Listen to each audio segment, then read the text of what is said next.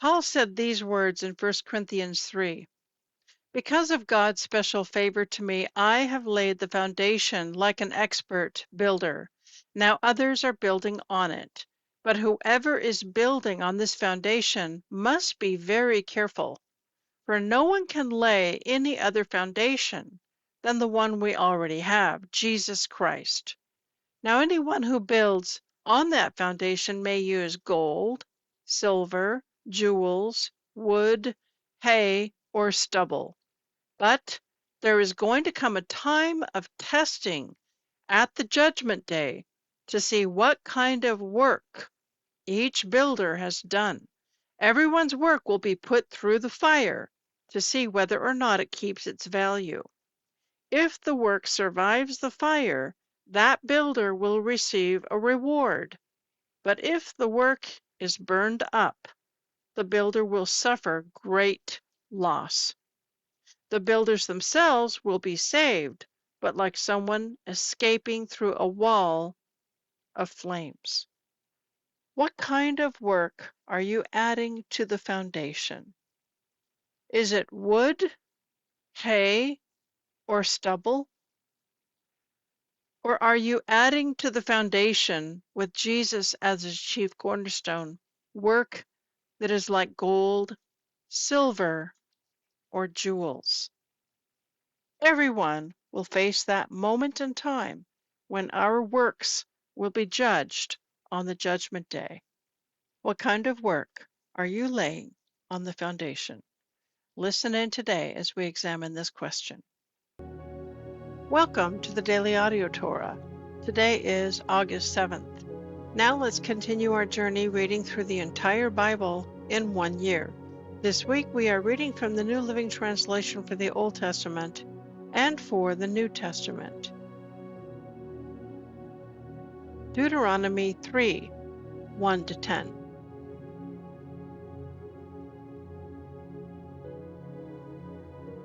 Next, we turned and headed for the land of Bashan, where King Og and his entire army attacked us at Edrei.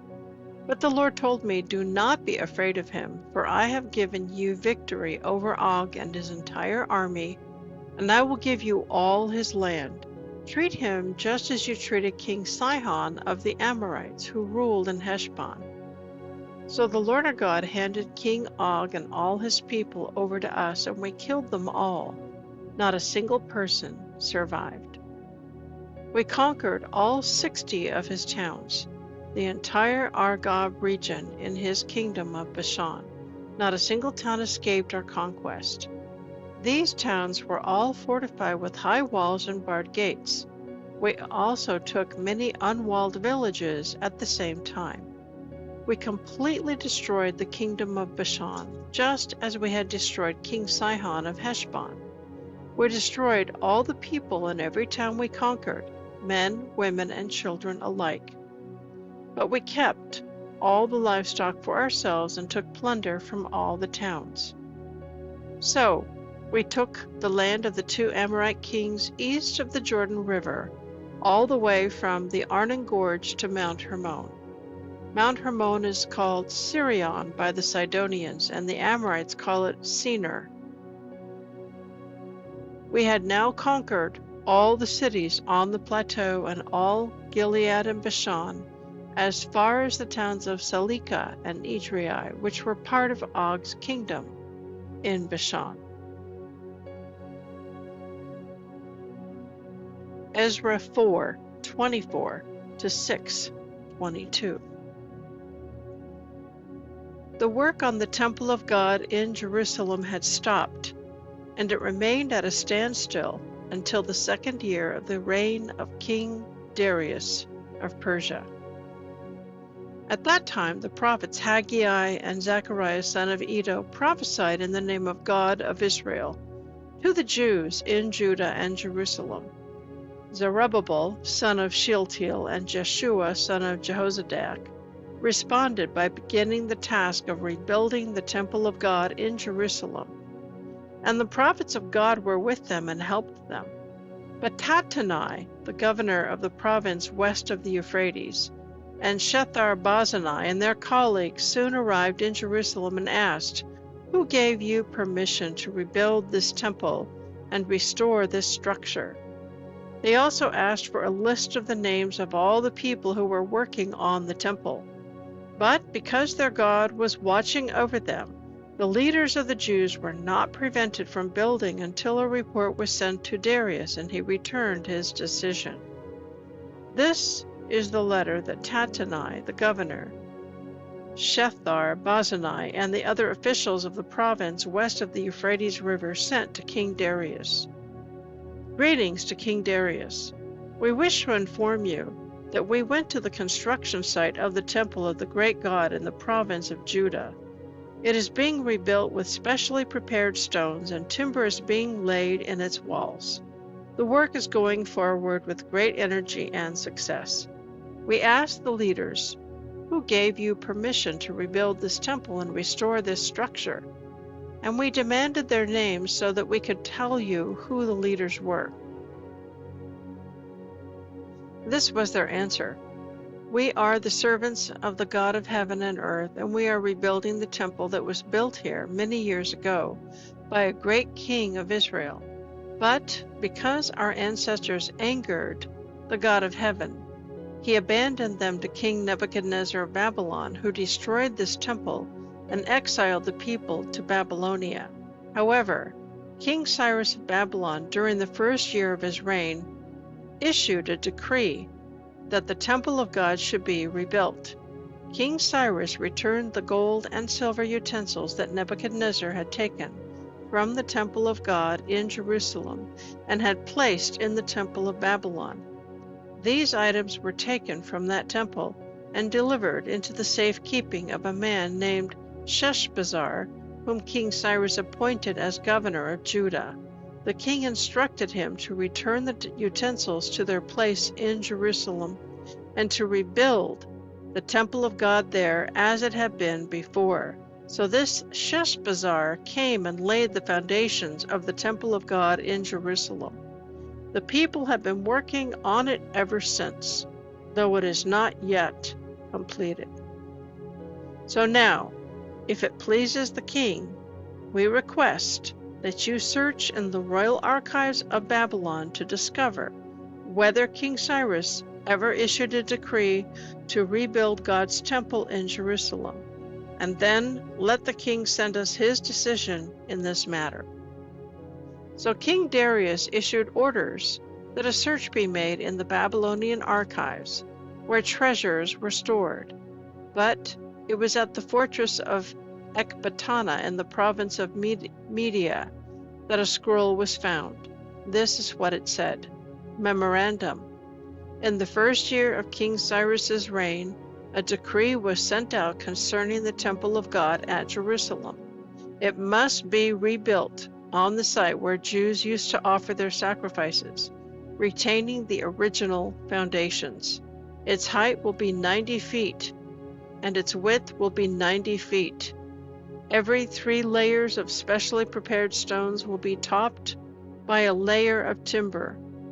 All expenses will be paid by the royal treasury, and the gold and silver utensils which were taken to Babylon by Nebuchadnezzar from the temple of God in Jerusalem will be taken back to Jerusalem and put into God's temple as they were before. So King Darius sent this message to Tattenai, governor of the province west of the Euphrates River, to Shethar-Bozenai, and to your colleagues and other officials west of the Euphrates. Stay away from there. Do not disturb the construction of the temple of God. Let it be rebuilt on its former site, and do not hinder the governor of Judah and the leaders of the Jews in their work. Moreover, I hereby decree that you are to help these leaders of the Jews as they rebuild this temple of God.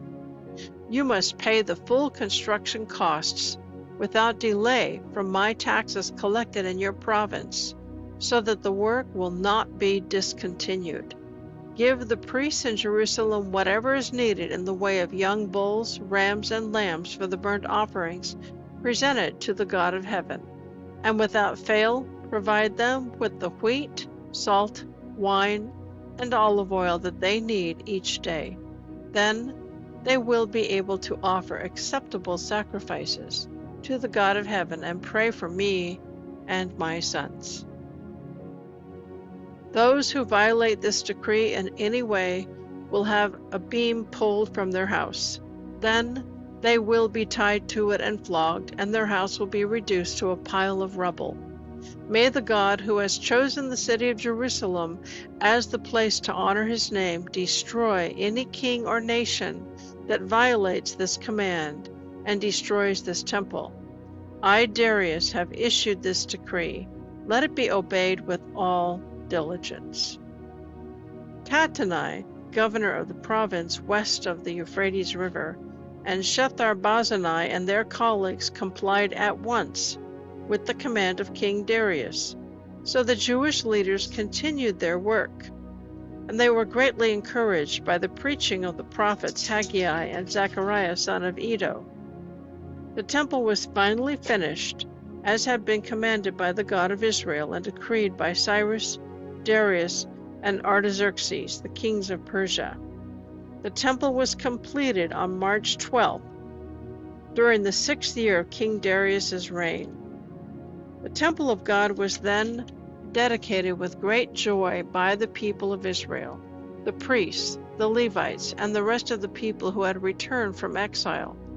During the dedication ceremony for the temple of God, 100 young bulls, 200 rams, and 400 lambs were sacrificed, and 12 male goats were presented as a sin offering for the 12 tribes of Israel.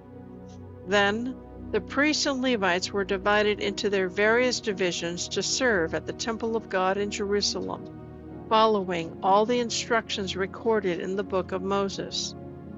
On April 21st, the returned exiles celebrated Passover. The priests and Levites have purified themselves and were ceremonially clean. So they slaughtered the Passover lamb for all the returned exiles, for the other priests and for themselves. The Passover meal was eaten by the people of Israel who had returned from exile and by the others in the land who had returned from their immoral customs to worship the Lord, the God of Israel. They ate the Passover meal and celebrated the festival of unleavened bread for 7 days. There was great joy throughout the land, because the Lord had changed the attitude of the king of Assyria toward them, so that he helped them to rebuild the temple of God, the God of Israel. 1 Corinthians 3:5-23. Who is Apollos, and who is Paul, that we should be the cause of such quarrels?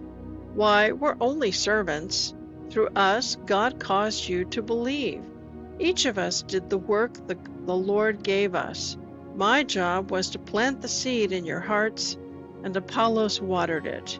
But it was God, not we, who made it grow.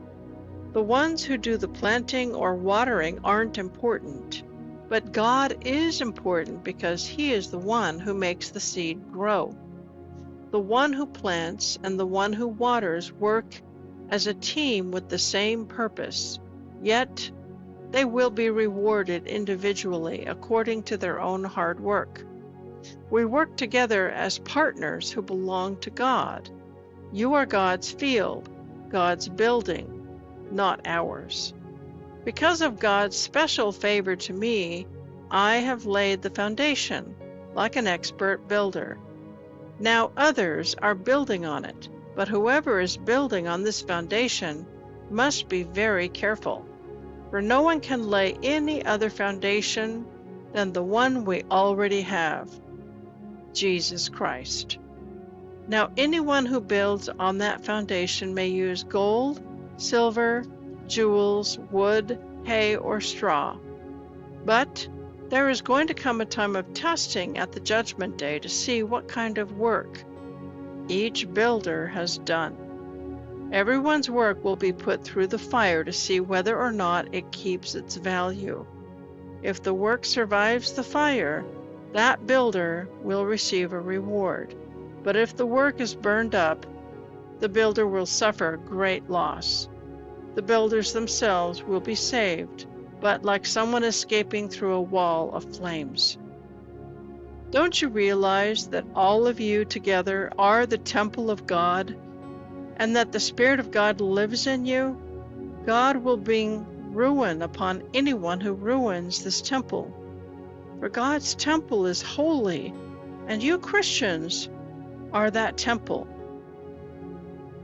Stop fooling yourselves.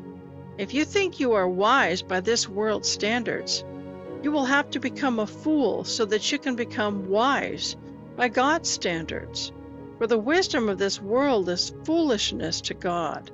As the scriptures say, God catches those who think they are wise in their own cleverness. And again, the Lord knows the thoughts of the wise, that they are worthless. So don't take pride in following a particular leader. Everything belongs to you, Paul and Apollos and Peter, the whole world and life and death, the present and the future. Everything belongs to you, and you belong to Christ, and Christ belongs to God. Psalm 29, 1-11. Give honor to the Lord, you angels. Give honor to the Lord for his glory and strength. Give honor to the Lord for the glory of his name. Worship the Lord in the splendor of his holiness. The voice of the Lord echoes above the sea. The God of glory thunders. The Lord thunders over the mighty sea. The voice of the Lord is powerful. The voice of the Lord is full of majesty. The voice of the Lord splits the mighty cedars. The Lord shatters the cedars of Lebanon. He makes Lebanon's mountains skip like a calf, and Mount Hermon to leap like a young bull. The voice of the Lord strikes with lightning bolts. The voice of the Lord makes the desert quake. The Lord shakes the desert of Kadesh. The voice of the Lord twists mighty oaks and strips the forests bare. In his temple everyone shouts, "Glory!" The Lord rules over the floodwaters. The Lord reigns as king forever. The Lord gives his people strength. The Lord blesses them with peace. Proverbs 20, 26 and 27. A wise king finds the wicked, lays them out like wheat, then runs the crushing wheel over them. The Lord's searchlight penetrates the human spirit, exposing every hidden motive. I want to speak to you from our reading from 1 Corinthians chapter 3, and Paul speaks about a very important principle. He talks about how he is a master builder, and that he's laying a foundation as an expert builder, and that foundation is Jesus Christ. And he gives a warning, and he says, if anyone builds on that foundation, they may use gold or silver or jewels, wood, hay, or stubble, and that there's going to come a moment in time in the future when everyone's work will be tested on the judgment day, and that all of our work that we have done will be put through the fire to see whether or not it remains and lasts and keeps its value. If the work that's been added to the foundation is wood and stubble, it will be burned up. But if the work is like gold or silver or jewels, then that builder will receive a reward. If the work is burned up, the builder will suffer great loss. They'll escape through a wall of flames, and there will be no reward. Now think about that future moment in time. If you could guess a glimpse of what that moment is going to be like, will the work you've been doing in your lifetime over the last years, is it wood, hay, and stubble?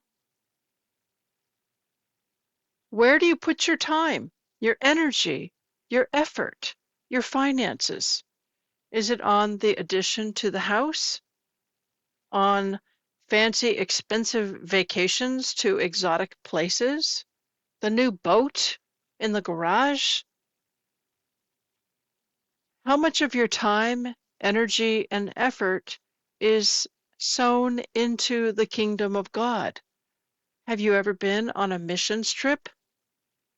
Do you share the gospel with people at your work, in your neighborhood, or in your day-to-day business? What are you doing to apply yourself into building God's kingdom, extending the light, the love, and the truth of the gospel, sharing the salvation gospel good news with others?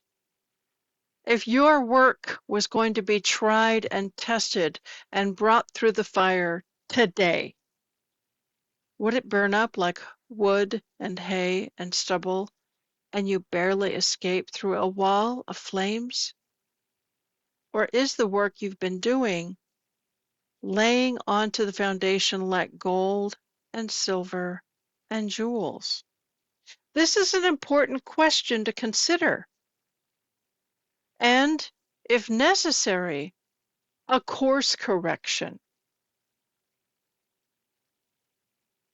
It's something to think about and to reflect on. What kind of work am I doing? Am I being a master builder? Am I adding on to the foundation with Jesus as the chief cornerstone? Am I in some way adding to the kingdom? Perhaps you have volunteered to be a teacher at Vacation Bible School. Perhaps you sing in the local church choir. Perhaps you lead a home group Bible study. Perhaps you're a women's ministry leader or teacher. Or maybe you're a young mom and you're reading Bible stories to your children and bringing them to church every week.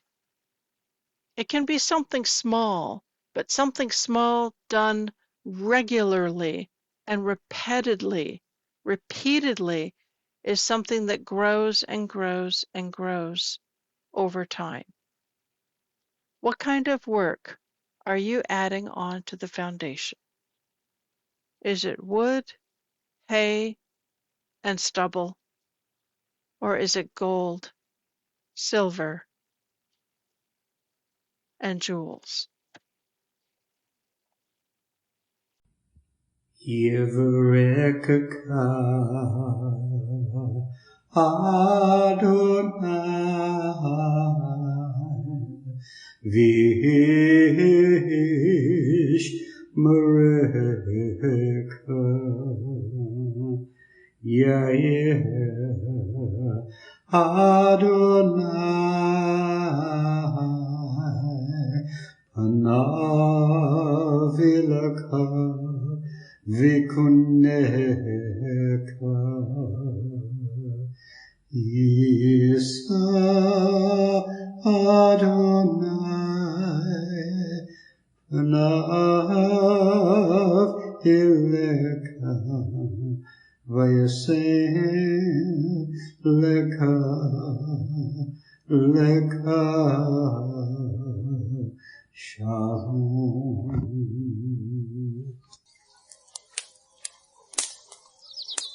The Aaronic blessing from Numbers chapter 6, 24 to 26. Adonai bless you and keep you. Adonai make his face to shine upon you and be gracious to you. Adonai lift up his countenance upon you and give you peace.